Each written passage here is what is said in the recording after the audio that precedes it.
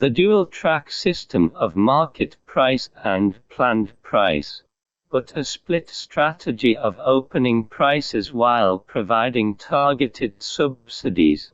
Although the relevant departments are still hanging on CPI and extremely sensitive to indicators, the use of administrative force to force down prices has gradually been falsified by the market, and all parties are forced to accept reality through market lessons. It will be a matter of time before prices are relaxed. But this is not to say that opening up is as simple as opening up.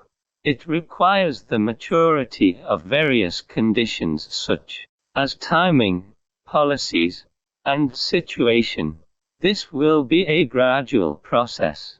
Considering the affordability of society, relevant parties are likely to adjust the pace and speed of price liberalization with changes in the situation, giving society enough time and space to transform and digest.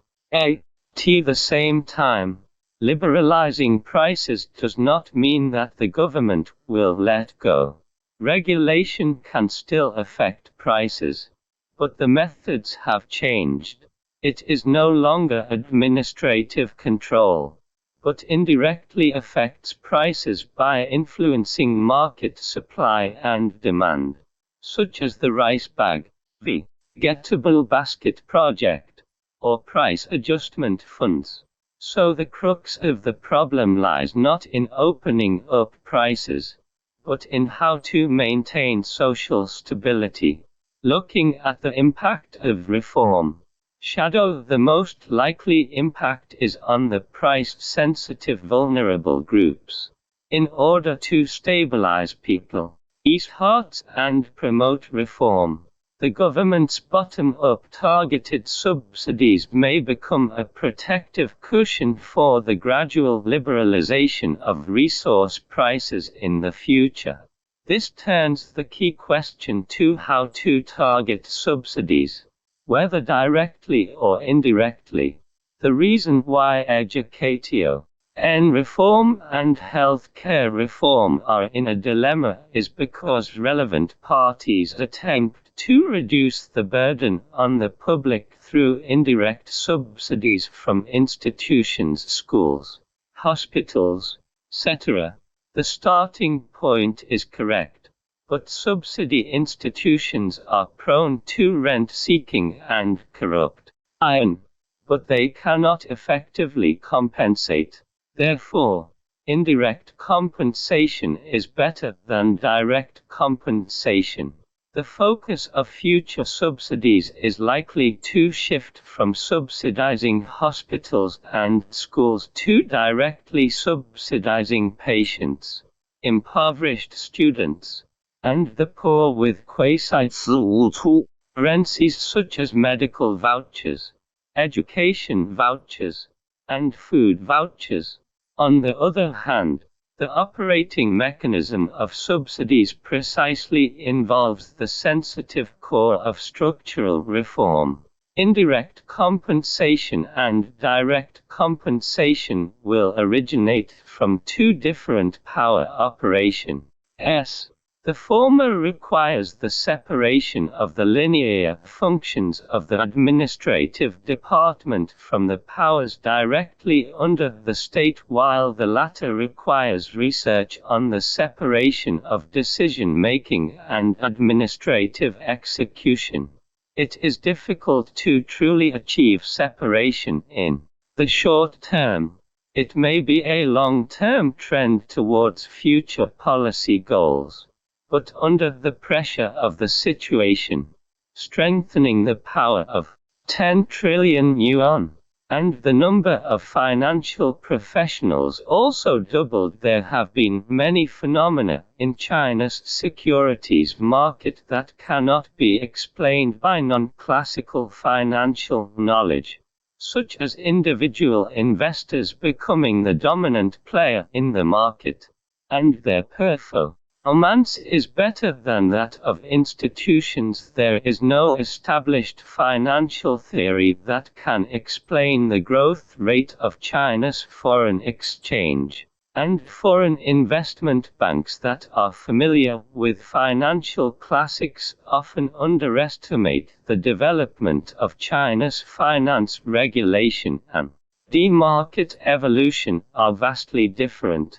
The civilization that accompanies a certain industry in history from its emergence to becoming a dominant industry in society, it has gradually become the dominant economic civilization, including agricultural civilization, industrial civilization, and information civilization.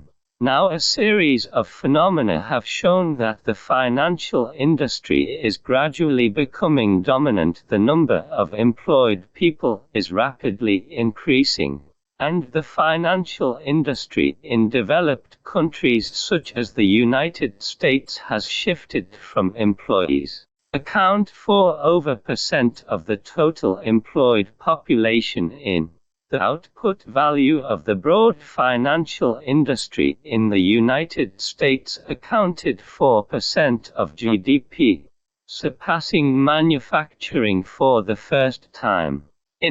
This proportion rose 2%, and this proportion is still rapidly increasing at present. The transaction volume of world currency is times that of world trade, which only accounts for % of currency transactions related to production and circulation, while the United States has even fewer currency transactions related to production and circulation, accounting for only %. There is almost no substantial connection between financial transactions and the real economy. It can be seen that financial civilization as a new form of civilization has entered the process of human history and will quickly become the dominant civilization in society. The emergence of financial civilization has overturned the three forms of civilization in history, presenting new characteristics of civilization. The labor axiology has been left behind by the new civilization. Buffett's ability to earn hundreds of millions of dollars overnight cannot be explained by the labor axiology. Similarly, the utility theory cannot describe the financial civilization, because the paperless office currency symbol cannot bring any physical and psychological enjoyment to the owner. Since the premise of traditional axiology no longer exists, the general equivalent of social economy is no longer gold and silver. Under the premise of financial civilization, the general equivalent of financial transactions has for listing. In 80% this situation undermines the balance between power and responsibility, thus making the political philosophy of the country the opposite of the trend. The main reason for domestic terrorist incidents to occur is the lack of national social and personnel responsibility matching refers to the contradiction and conflict of interests among the three parties being greater than harmony and consistency, and the destruction of this trinity relationship still stems from the division of interests and the imbalance between enjoying power and assuming responsibility. If national responsibility is still understood as unlimited joint and several responsibility for all actions, then as much hope as disappointment, national responsibility will be more manifested in providing and ensuring equal opportunities for individuals, and providing transfer payments to some vulnerable groups. In addition, the ability to provide normal channels and platforms for communication and exchange, so that fairness and justice can effectively play a role in handling unfair events, is also a requirement for national responsibility. Social responsibility is reflected in providing individuals with opportunities and conditions for free competition.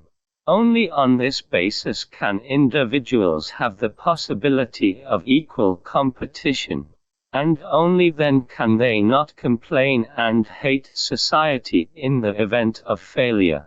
The premise for all of this is still that the country is independent of social interests and has a responsibility for national power and borders. A clear definition of the boundary involves a fundamental issue in China's current economic structure: ownership superstition. Breaking this superstition has become the top issue in deepening reform and purifying national motivation.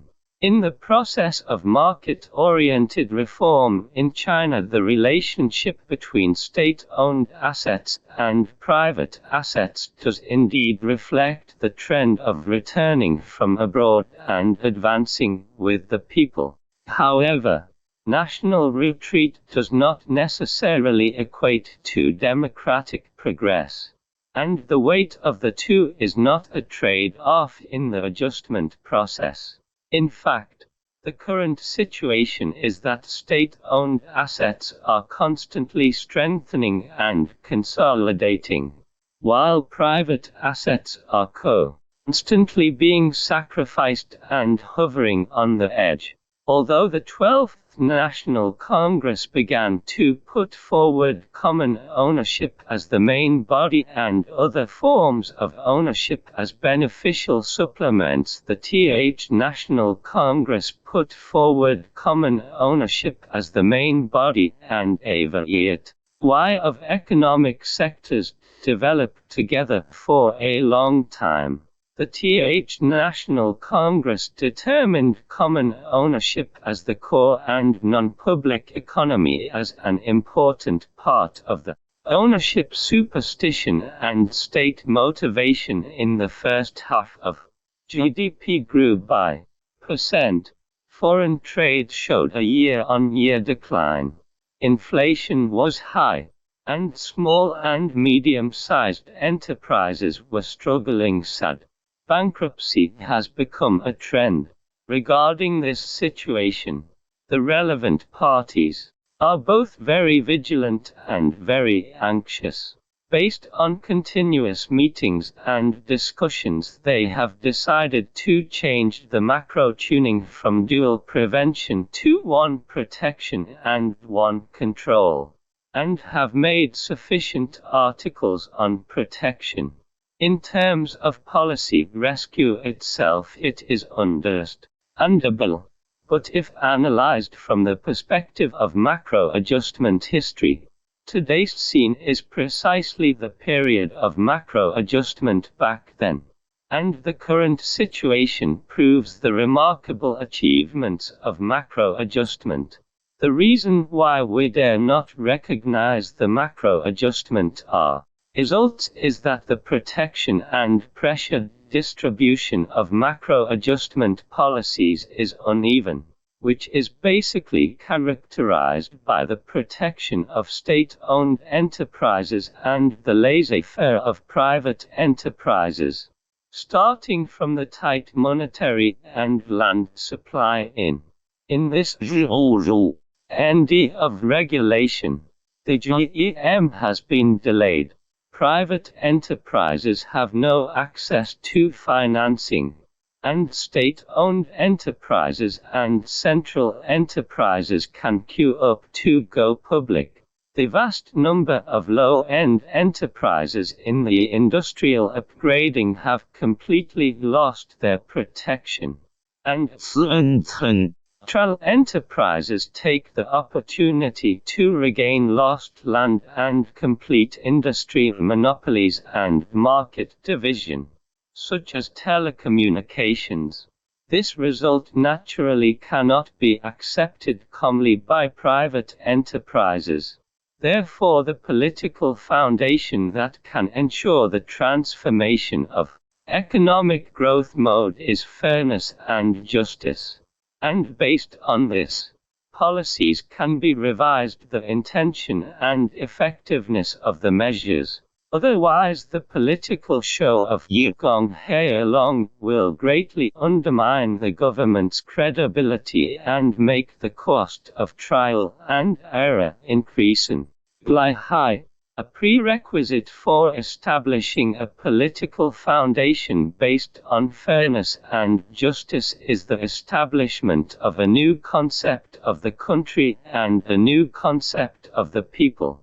That is, the understanding of the state transcends the violent machine in the stage of class conflict but is independent of social entities, represents the common interests of all members of society, and takes the establishment of rules and regulations, maintenance of rules, and provision of public services as the main national motivation.